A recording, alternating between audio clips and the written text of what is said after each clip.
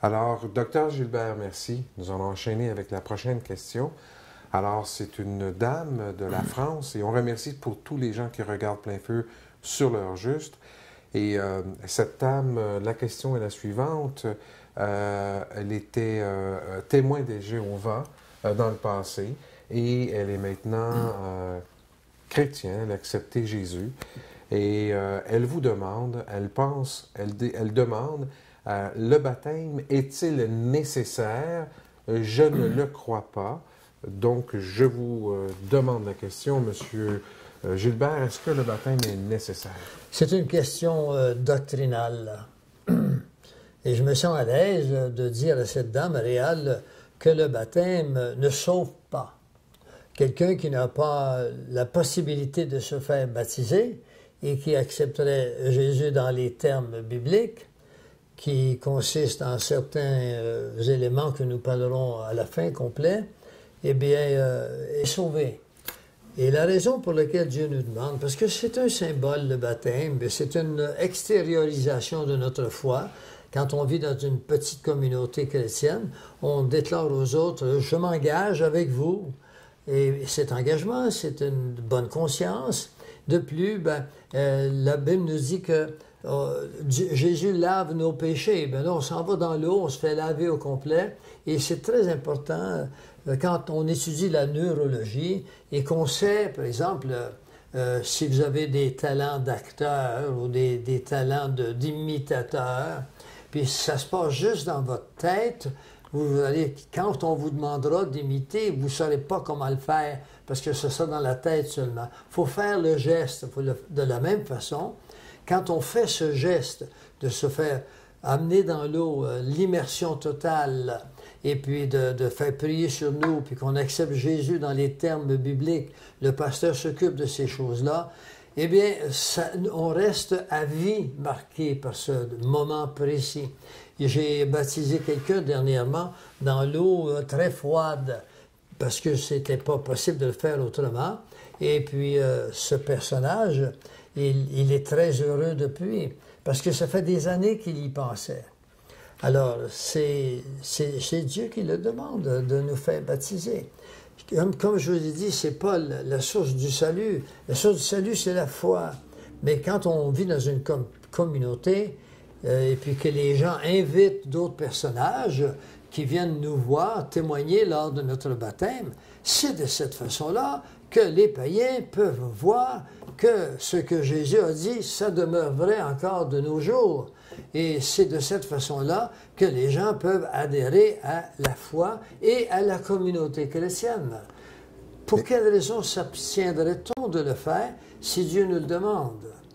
Et ce n'est pas aussi une forme pour nous de nous démontrer et de démontrer dans un pas de foi à Dieu qu'on est prêt à soumettre cette âme-là à l'Esprit de Jésus? Bien, c'est exactement ça. On manifeste ce que nous pensons. Et ce que nous pensons vient de la parole de Dieu. Et en le manifestant, nous devenons un peu sous nos propres influences. Et ce sont des influences qui sont agréables à celui qui nous a demandé de le faire. Il faut faire le geste. Merci, M. Gilbert. Voilà.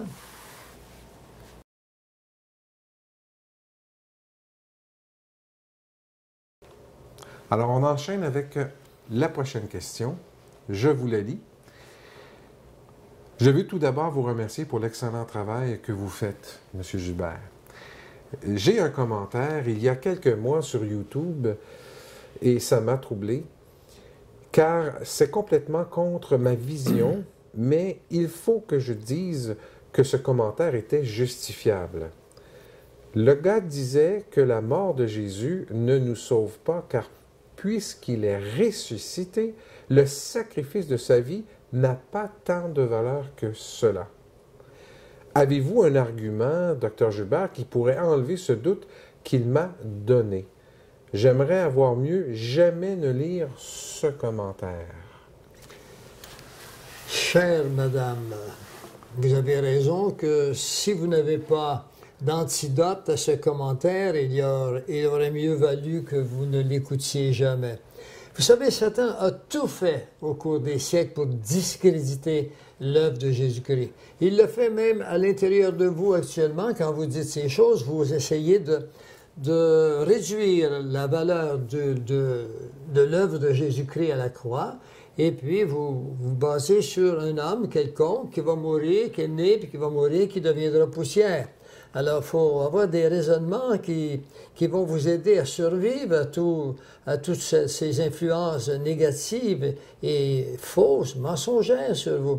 Alors, il ne faut pas se laisser emporter à toute doctrine, à tout vent de doctrine. Il y en a des doctrines dans notre monde. Satan sait qu'il a peu de temps. Réal, tu le réalises aussi. Oui.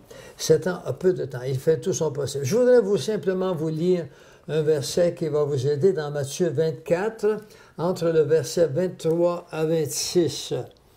Si quelqu'un vous dit, le Christ est ici, ou encore il est là, ne le croyez pas. C'est ce qu'il a fait, le monsieur. Il vous a donné des mauvaises nouvelles. Il vous a dit, sa mort, s'il est mort, maintenant, ça n'a plus d'importance. Ce n'était pas un prophète, Jésus, c'était Dieu lui-même. Car il s'élèvera de faux Christ et de faux prophètes. Ils feront de grands prodiges et des miracles, au point de séduire, s'il était possible, même les élus. C'est pas n'importe quoi, ça. Il va être capable, Satan, d'en faire des séductions. Et si c'était possible, même de séduire les élus. Et c'est pour ça qu'il ne faut pas qu'on soit là. Parce qu'il pourrait séduire, il ne dit pas qu'il pourrait séduire tous les élus, mais il pourrait séduire certains élus. La tentation va être forte. Alors voici, je vous l'ai annoncé d'avance. Si donc on vous dit, voici, il est dans le désert, n'y allez pas. Voici, il est dans les chambres, ne le croyez pas. Dans les chambres ici, c'est un mot qui n'est pas utilisé beaucoup dans notre langage, mais les chambres veulent dire des organisations. Un exemple de cela, les villes qui ont un certain minimum de population ont des chambres de commerce.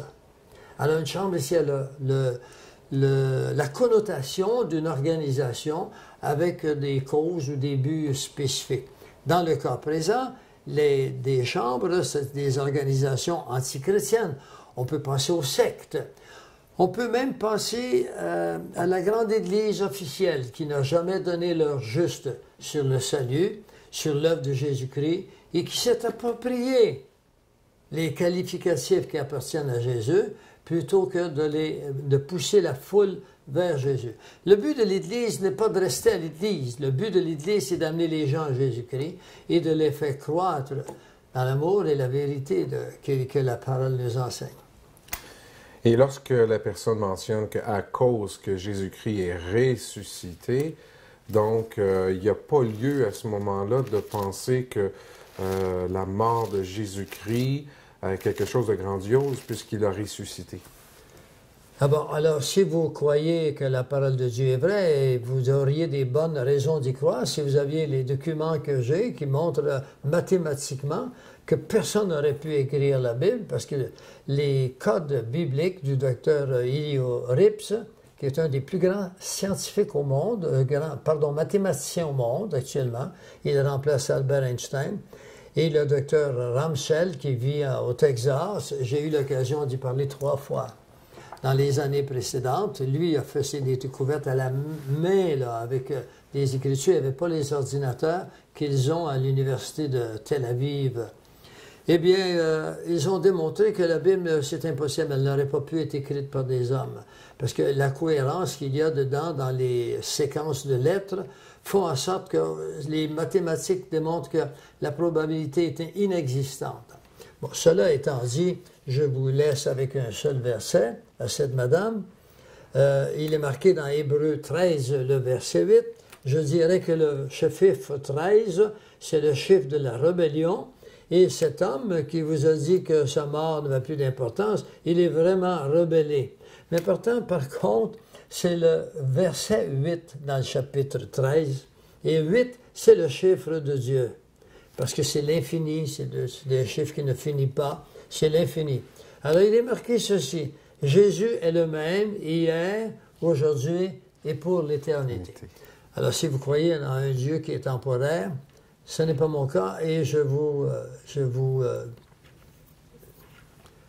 exhorte, chère madame, à lire davantage la parole de Dieu et suivez Plein Feu, suivez d'autres, il y a d'autres bons sites maintenant en français.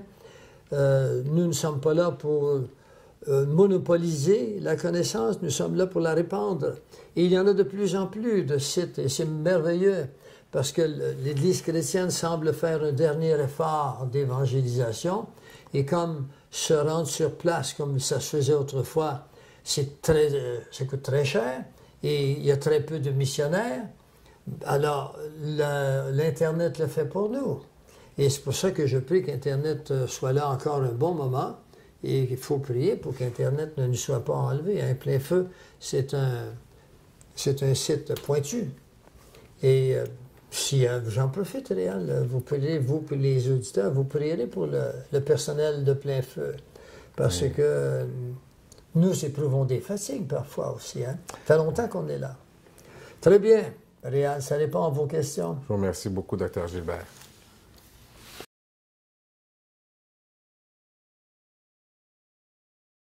Monsieur Gilbert, voulez-vous, s'il vous plaît, commenter votre pensée sur l'homosexualité? Le pape François a répondu à cette question posée par des journalistes de la façon suivante. Qui suis-je pour juger qui que ce soit? Réal, je dirais à cette madame, disons que le pape n'est pas vraiment opportuniste. Parce qu'il a manqué une belle occasion de donner leur juste. La Bible est claire à ce sujet. Alors, des questions de cet ordre-là, ça n'appartient ni à moi, ni à toi, ni au pasteur, ni au pape, ni à personne. Elles sont textuelles, elles sont mot à mot, précises, concises dans la parole de Dieu. Mais encore là, si la parole de Dieu est un vieux livre qui dort dans une vieille armoire pleine de poussière, ben, je ne vois pas à ce moment-là comment est-ce qu'on pourra arriver un jour à la vérité. Donc, si vous voulez, Réal, je vais vous citer certains versets de la parole de Dieu. D'abord, dans Jean 17, 17, il nous est dit « Ta parole est la vérité ». Il y a un mot de plus, il nous dit « Sanctifie-la par ta parole, parce que ta parole est la vérité ». Alors, si la parole est la vérité, et si la parole nous sanctifie, ça dit qu'elle nous met à part, parce que quand on a la vérité, ton esprit vient de cesser d'être gluante, d'être molle, comme de la pâte à modeler, elle prend une forme ici.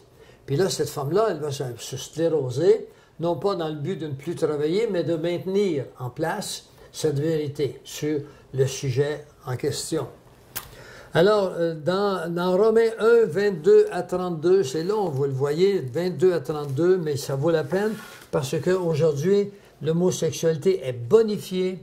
Maintenant, on parle même de bonifier, de rendre correcte la pédophilie et ensuite de ça, le mariage à trois. Alors, faites vos jeux, rien ne va plus. On n'entend plus les chrétiens maintenant arriver avec l'épée de Jésus, de la vérité, de la lumière. On ne les entend plus arriver. Malheureusement, l'Église évangélique se passe surtout dans les églises sur semaine, alors que le public, je vais être non pas vulgaire, mais je vais être... mais vulgaire, ça veut dire que... comme tout le monde, quoi. Hein? La Vulgate, c'est la première Bible, c'est la Bible pour tout le monde, pour le peuple. Eh bien, l'Église s'est un peu endormie, et puis j'ai perdu mon mot, je te souviens comme ça. Et alors, il faut qu'on donne l'heure juste. Alors, je le lis ici dans Romains 1, le verset 22 à 32. Elle est ici. Se vantant d'être sages, il parle des hommes ici, les êtres humains, ils sont devenus fous.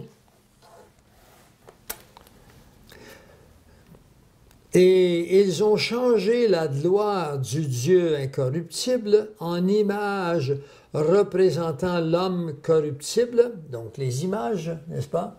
Mais c'est pas tout. Des oiseaux, des quadrupèdes et des reptiles. On en voit partout dans les églises officielles. Oui. D'accord? C'est pourquoi Dieu les a livrés à l'impureté. C'est une des causes, c'est la parole qui le dit. Vous voulez adorer toutes sortes de dieux, des oiseaux, des êtres humains, des dictateurs. Bon, ben, moi, vous laissez avec eux si vous les aimez mieux que moi. Alors, selon les convoitises de leur cœur, en sorte qu'ils déshonorent eux-mêmes leur propre corps. Eux qui ont changé la vérité de Dieu en mensonge et qui ont adoré et servi la créature au lieu du Créateur qui est béni éternellement. Et là, la parole dit Amen. Maintenant, c'est pas tout. C'est pourquoi Dieu, et là vous avez la raison pour que Dieu est intervenu à sa façon, il dit, c'est pourquoi Dieu les a livrés à des passions infâmes, car leurs femmes ont changé l'usage naturel en celui qui est contre nature. Et de même, les hommes abandonnant l'usage naturel de la femme, se sont enflammés dans leurs désirs les uns pour les autres. N'est-ce pas? Commettant homme avec homme des choses infâmes et recevant en eux-mêmes le salaire que méritaient leurs égarements. Est-ce qu'on peut dire que le sida est le salaire de leurs égarements? On peut le dire d'une certaine façon, mais ce que Dieu veut dire ici, c'est que femme avec femme ou homme avec homme, les enfants sont maigres. N'est-ce pas? Ça ne fait pas des enfants en très grande santé. Ça ne fait pas d'enfants du tout. D'accord? Ce n'est pas dans le plan de Dieu. Et c'est diabolique, cette attirance de l'homme vers l'homme. Et puis, il y a des homosexuels qui ont été délivrés. Parce qu'il y a des esprits spéciaux qui font ce travail chez les êtres humains. Comme ils ne sont pas cités ou... Non, pardon. Comme ils ne se sont pas souciés de connaître Dieu, Dieu les a livrés à leur propre sens réprouvé pour commettre de telles choses.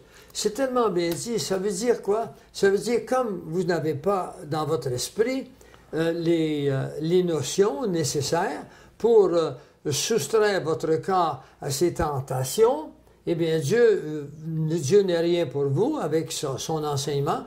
Alors laissez-vous aller à vos passions infâmes, ça veut dire instinctive et en désordre, étant rempli de toute espèce d'injustice, de méchanceté, de cupidité, de malice, plein d'envie, de meurtre, de querelle, de ruse, de malignité.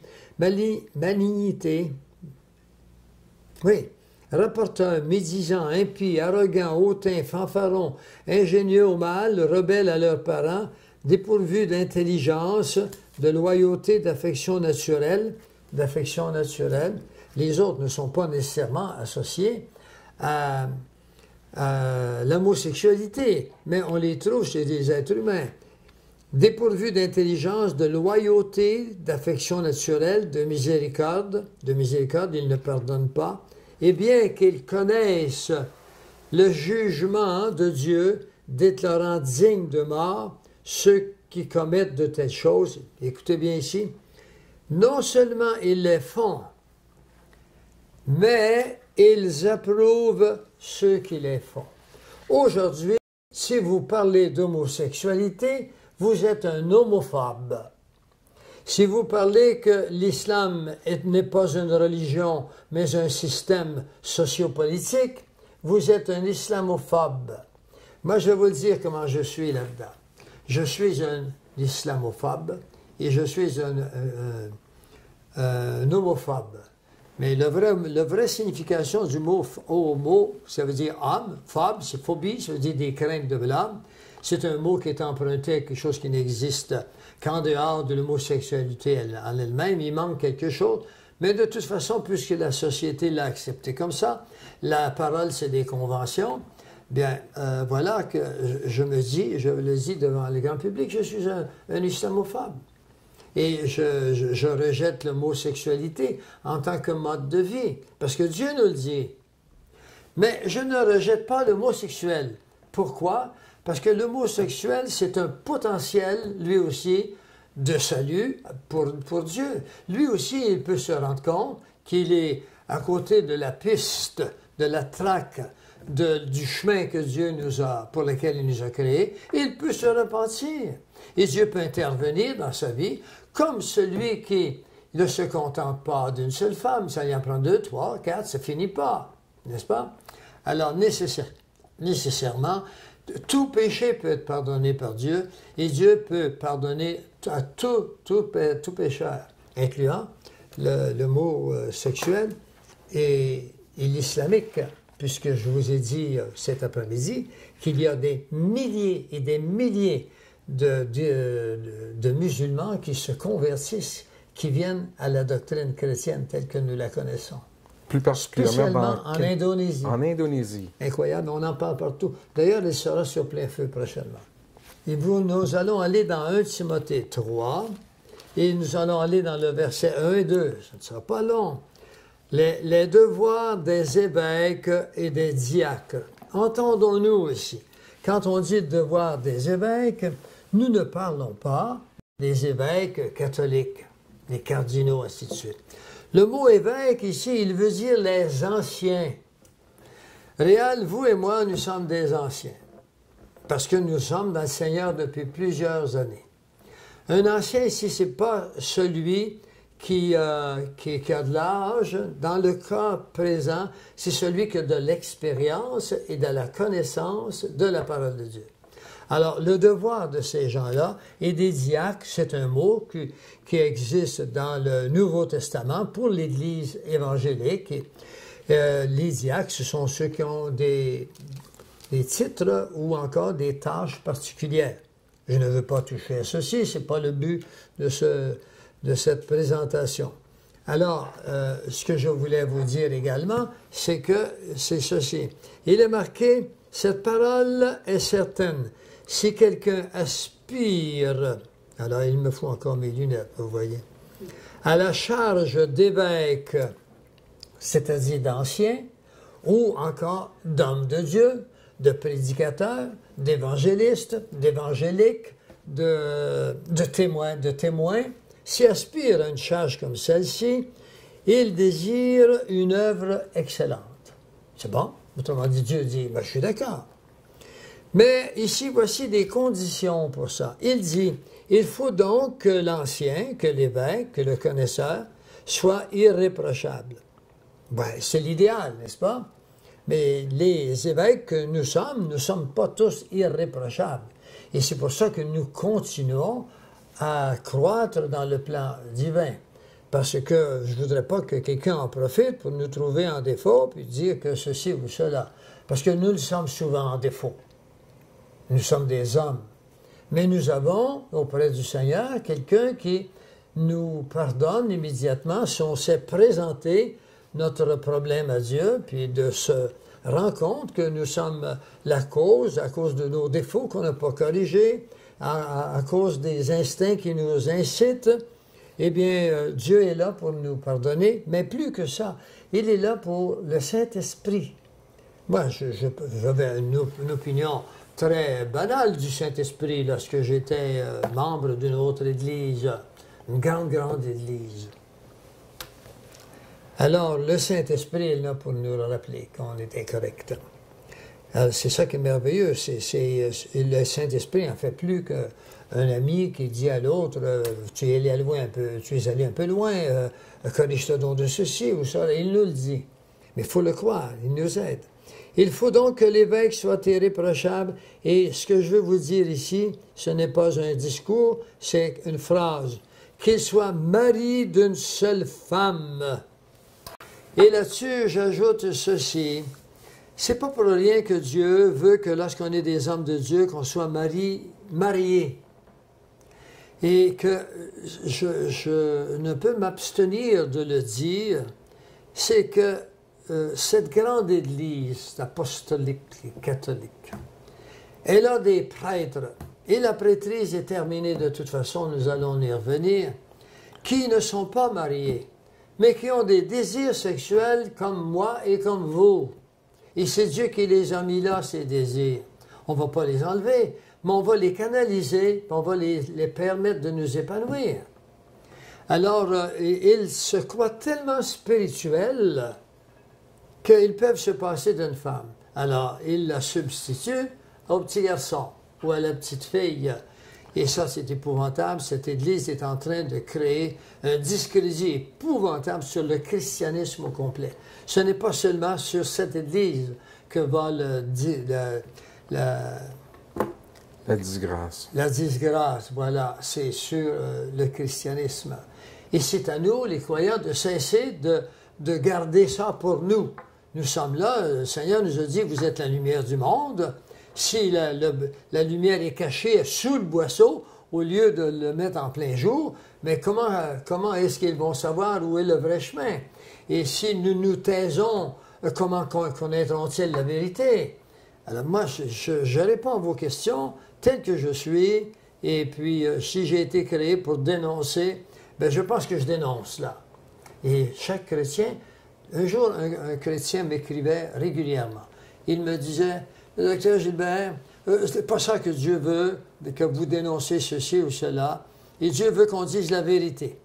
Un jour, je lui ai répondu, je me suis fatigué d'avoir ça, et je lui ai répondu, puis je lui ai dit, lisez Éphésiens 5, dans lequel il est écrit, ne participez pas aux œuvres ténébreuses, mais dénoncez-les. Alors, je n'ai plus jamais eu de nouvelles de ce chrétien. Il n'était pas méchant de me dire ces choses. Il pensait que c'était comme ça. Si Dieu n'avait pas dit, hypocrite que vous êtes, cercueil blanchi, ben ils n'auraient pas dénoncé, d'accord? Ben, c'est ça. Nous sommes appelés, nous ne restons pas avec de la haine, mais nous dénonçons quelque chose que Dieu veut qu'on fasse. Le militaire, quand il y a des problèmes quelque part, il se présente au front avec son fusil, mais nous, on est sur le front à journée longue dans le monde et nous sommes appelés à le dire. Il y a des trucs qu'on peut donner là-dessus, que les églises ont pour entrer dans des conversations. Ce n'est pas ça que je veux vous montrer ce soir. Mais tout de même, je voulais mettre en évidence que Dieu ne nous demande, si nous sommes des hommes qui sont portés à porter témoignage et des enseignements, que devraient être les prêtres. Mais il faut qu'ils soient mariés. Et je connais des prêtres qui sont mariés, qui ont des femmes dans leur vie et qui ont des enfants, puis qui voient leurs enfants en cachette. Parce que si c'est sûr, ça va être un scandale. Alors qu'aujourd'hui, ils mettent le scandale sur la place publique par l'homosexualité et la pédophilie, puis ils cachent qu'ils sont normaux, qu'ils ont une femme dans leur vie avec des enfants. Alors, ne pas dénoncer ça, c'est être hypocrite soi-même. Cela étant dit, je veux dénoncer quelque chose de très fort, espérant qu'un jour, ça vienne aux yeux des politiciens. Leur dire que les parades gays ne devraient pas être permises dans une société comme la nôtre. C'est contre les plans de Dieu. C'est une honte. C'est quelque chose qui, les jeunes diraient, c'est dégueulasse. Moi, je dirais, c'est la décadence totale. De voir ces hommes qui s'exposent c'est déjà avec des petites manières féminines. Et les femmes, j'ai vu une démonstration à Montréal, une femme qui était les seins nus, ils avaient fait une croix, elle s'était fait comme crucifiée en croix. C'est de la moquerie contre Jésus-Christ, n'est-ce pas? Alors, moi, je dénonce ces choses et je n'ai pas peur de le dire. Il faut que les chrétiens le disent.